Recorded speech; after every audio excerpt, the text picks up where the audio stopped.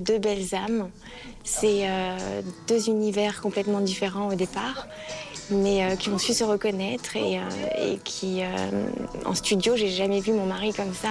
Je l'ai jamais vu aussi habité par un album. Cet album, c'est un retour à la vraie musique qu'il aime.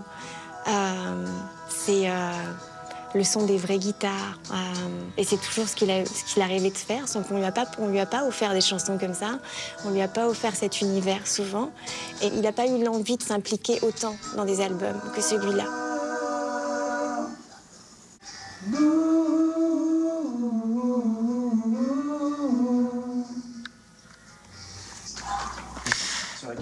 C'est pas mal, mais c'est pas très distinct. Il faut que vous vous rapprochiez beaucoup plus sur celle-là. D'accord. Pas très distinct, c'est vraiment... Ce qui est bien, c'est que tout le monde est investi. Johnny le premier, et nous on trouve ça hyper agréable quand Johnny est là et qu'il dit tiens, vous voulez pas essayer tel chœur ou telle partie guitare ou là c'est un peu lent, et chacun donne ses idées, chacun enrichit, densifie ce projet et c'est une très très belle aventure. C'est d'une bombe impossible.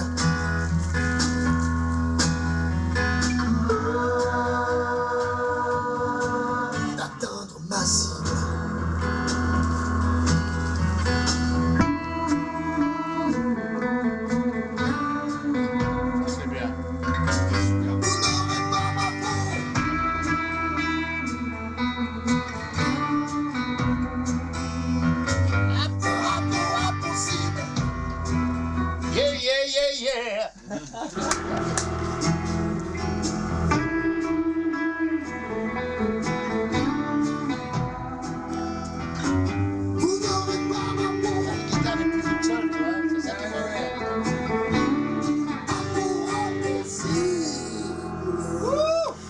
J'adore ça. Yes. Bravo. J'adore ça. Super. Non mais là c'est énorme. Ouais, en plus on a trouvé une couleur, ça y est, on vient de trouver une couleur des voix. Et ce que je pensais aussi, c'est pour ça que on se les fait à trois, c'est que je pense que si on veut garder le concept trio et aller au bout du truc, la plupart des chœurs, il faut les faire en trio. Pour que ce soit vraiment les... Parce que c'est ça qui est génial, c'est qu'en fait, tu t'aperçois que il n'y a rien d'autre que... C'est-à-dire qu'on serait sur scène, on pourrait faire identiquement ce qu'on entend là. Tu vois ouais. Je trouve que c'est artistiquement c'est fort de dire que les mecs ils jouent, ils chantent, et c'est ce qu'on entend là. Ouais, je suis content parce que je te donne des envies comme ça. C'est sûr.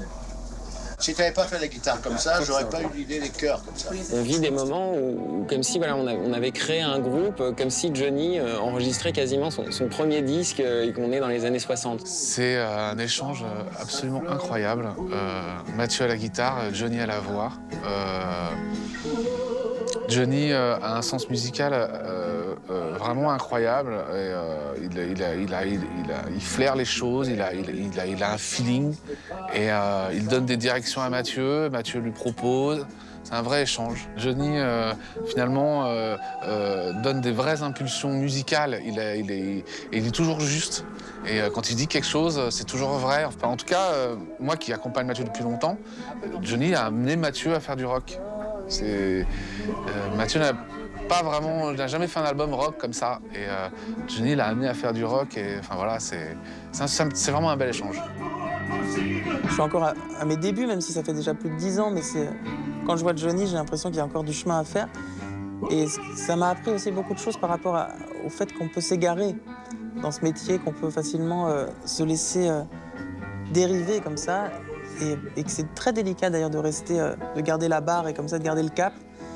Et que Johnny a cet instinct, c'est-à-dire cet instinct de survie et cette chose qui fait qu'il va toujours retomber sur ses pattes, malgré parfois même, j'allais dire, plusieurs années de dérive.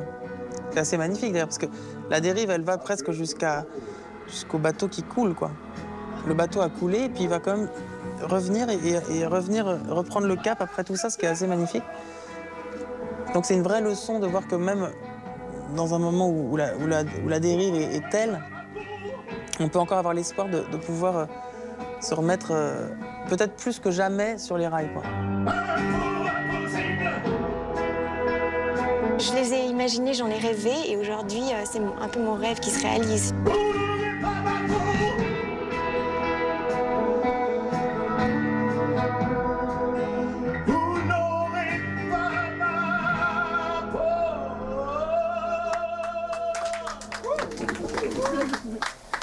frère. Hey, brother, this is fucking good rock and roll. Tell you something. What do you think about that? It's fucking shit rock and roll. Il est heureux. Et pour moi, c'est une belle victoire sur la vie aussi, cet album. Le fait de fusionner ces 4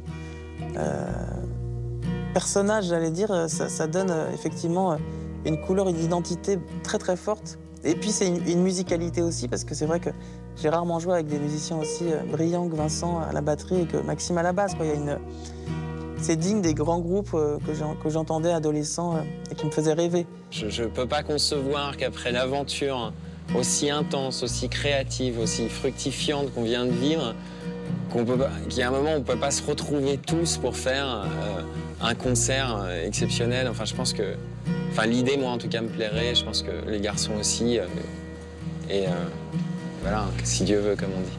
Peut-être qu'il y aura un concert exceptionnel. Voilà, je sais pas si on partira... Je sais pas si on pourra partir toute une tournée, parce qu'on a tous nos activités principales. Ce dont j'ai le plus envie, pour être très honnête, c'est de me réaliser en tant qu'artiste aussi avec mon frère et les gens avec qui je suis, avec mon groupe Gush en fait. Je pourrais pas imaginer que l'aventure s'arrête après le disque, c'est pas possible. Il y a une... Parce qu'un disque comme ça, de la manière dont ça s'est fait, c'est quelque chose d'humain. Enfin voilà, il s'est passé quelque chose de très fort. Et ça peut pas s'arrêter là, c'est pas possible. Je suis